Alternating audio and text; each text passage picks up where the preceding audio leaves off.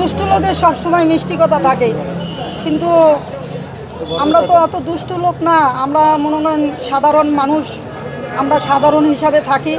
আমাদেরকে আল্লাহর রহমতে সবাই জনগণ সবাই ভালোবাসে। আমি জনগণের কাছে সবার কাছে আমি খুবই ভালোবাসা পাইছি, আর মামনও ভালোবাসা পাইছে। এখন আর একটু ভালোবাসা দিতে হইব যে মামনের কীভাবে এই জ্বালার থেকে মুক্তি করা যায়। ও গত মাসে 6 বা 7 বার আসছে, 7 বার মামলা তারছে হাজিরা দিছে 7টা বার। বৃষ্টি ঝড় তুফান সবগুলো ঠেলে আসে। এই আজকেও একটা হাজিরা আছে।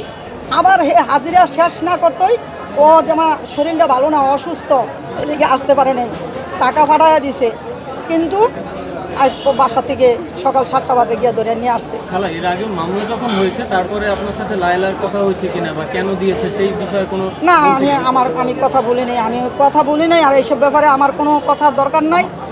এটা বলেন, দেশের সুশীল সমাজের কাছে আমি বলতে চাই, আমার মামুনকে আপনারা বাঁচান, একটু বাঁচানোর চেষ্টা করেন।